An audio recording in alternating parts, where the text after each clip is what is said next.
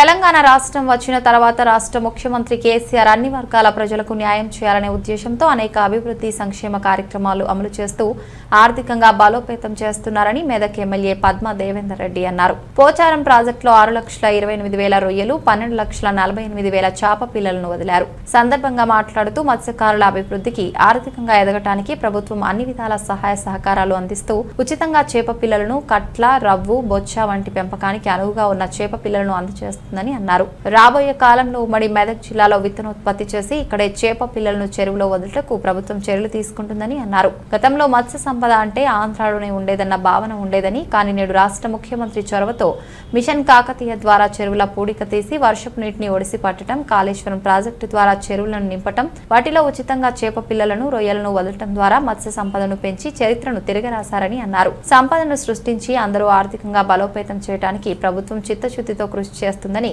ఆయా చెరువుల పరిధిలో ఉన్న బెస్తవారు, ముదిరాజులు నూతనంగా మత్స్య సహకార సంఘాలు ఏర్పాటు చేసుకుని చేప పిల్లల పెంపకంలో ముందుండాలని అభిలాషించారు. జిల్లాలో గణపూర్, కొంటూర్, హల్దీవాగు వంటి చెరువులతో పాటు చెక్ డ్యాంలు ఉన్న దగ్గర 5,04,00,000 చేప పిల్లలను పెంచడం జరుగుతుందని అన్నారు. ఒకప్పుడు చేపలు కనబడని తెలంగాణలో నేడు ఆరోగ్యాన్ని దృష్టిలో పెట్టుకుని ప్రజలు అధికంగా చేపలు ఆహారంగా తీసుకుంటున్నారని, ఇది మత్స్యకారుల అభివృద్ధికి ఊతం ఇస్తుందని అన్నారు. కార్యక్రమంలో స్థానిక సంస్థల అదనపు కలెక్టర్ ప్రతిమా సింగ్, మత్స్యశాఖ సహాయ సంచాలకులు రజని, స్థానిక ప్రజాప్రతినిధులు తదితరులు పాల్గొన్నారు.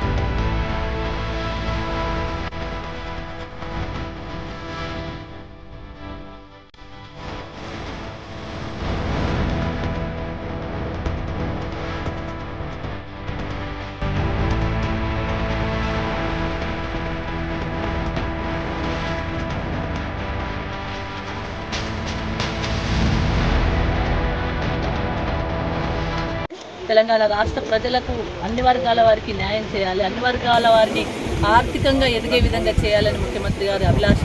దానికి అనుగుణంగానే మరి అన్ని వర్గాల వారికి కూడా ఏదో రూపంలో, ఏదో ఒక పథక రూపంలో మరి వాళ్ళని ఆర్థికంగా ఎదిగే విధంగా చేయడం జరుగుతుంది. ముఖ్యంగా మత్స్య సంపద. గతంలో మత్స్య సంపద అంటే ఆంధ్ర ప్రాంతానికి పరిమితమై ఉండేది. ఆంధ్ర ప్రాంతంలో మాత్రమే చేపల సంపద ఉంటుంది అనేది ఒక భావన ఉండేది. దాన్ని తిరగరాసిన చరిత్ర గౌరవ కేసీఆర్ గారిది. తెలంగాణ రాష్ట్రంలో మిషన్ కాకతీయ ద్వారా చెరువులను బాగుపరిచి పట్ట చినుకు పట్టట్టు ఒడిసి పట్టుకొని కాళేశ్వరం ప్రాజెక్టు ద్వారా కూడా కొన్ని చెరువులను నింపి ఆ చెరువులలో ఫ్రీగా చేప పిల్లలను కూడా వేయడం జరుగుతూ ఉంది. ముఖ్యంగా ఈ రొయ్యలు కానీ చేప పిల్లలు కానీ మెదక్ జిల్లాలో అత్యంత ప్రాశస్త్యం చెందినవిగా మరి సింగూరు కావచ్చు, అదేవిధంగా పోచారం డ్యామ్ కావచ్చు, గణపురంలో కావచ్చు, మిగతా కొంటూరు లాంటి చెరువులలో కావచ్చు, హల్దీ వాగులో కావచ్చు, అంతటా కూడా చెక్ డ్యామ్లు ఉన్న దగ్గర కూడా ఇప్పుడు చేపలను పెంచడం అనేది జరుగుతూ ఉంది. మరి గతంలో చేపలంటే కనబడని తెలంగాణ రాష్ట్రంలో ఈరోజు చేపలు మరి ఆహారంగా అధికంగా అమ్ముడుపోవడం కానీ, మన ముదిరాజులకు కానీ, బెస్తవారికి కానీ ఆర్థికంగా ఎదిగే విధంగా వారికి సహాయ సహకారాలు అందించే విధంగా ప్రభుత్వం ఉచితంగా చేపల పంపిణీ చేయడం జరుగుతూ ఉంది. కట్ల కావచ్చు, రవ్వు కావచ్చు, బొచ్చ కావచ్చు, పెంపకంకి అనువుగా ఉండే అన్నిటిని కూడా మరి ఇక్కడికి సప్లై చేసి మరి ఇక్కడ మనము చెరువులలో వేయడం జరుగుతూ ఉంది. మరి రాబోయే కాలంలో ఇక్కడ విత్తనోత్పత్తి కూడా జరగబోతూ ఉంది. మెదక్లో కొద్దిగా విత్తనోత్పత్తిని ప్రారంభించడం, అదేవిధంగా సంగారెడ్డిలో కూడా విత్తనోత్పత్తి జరుగుతూ ఉంది. ఉమ్మడి మెదక్ జిల్లాలో విత్తనోత్పత్తి కార్యక్రమం కూడా ప్రారంభమైంది. ఇక్కడే విత్తనోత్పత్తి చేసి ఇక్కడే చేప పిల్లలను ఇక్కడ చెరువుల్లో వేయాలని గవర్నమెంట్ యొక్క అభిలాష. దానికి అనుగుణంగానే జరుగుతూ ఉంది. అదేవిధంగా రొయ్యల పెంపకం కూడా, అసలు రొయ్యలు అంటే ఆంధ్ర ప్రాంతానికి సంబంధించిన రొయ్యలుగా భావించేవాళ్ళు. కానీ ఇక్కడ పోచారం డ్యాంలో ఈరోజు దాదాపు మరి 6,28,000 రొయ్యలను ఇక్కడ వేయడం జరుగుతూ ఉంది. అదేవిధంగా మరి చేప పిల్లలను కూడా ఇక్కడ దాదాపుగా 12,48,000 చేప పిల్లలను ఈరోజు మనం దీంట్లో పెంపకం కోసం అని చెప్పి ఇవ్వడం జరిగింది. నేను మత్స్యకారులందరికీ కూడా విజ్ఞప్తి చేస్తా ఉన్నాను.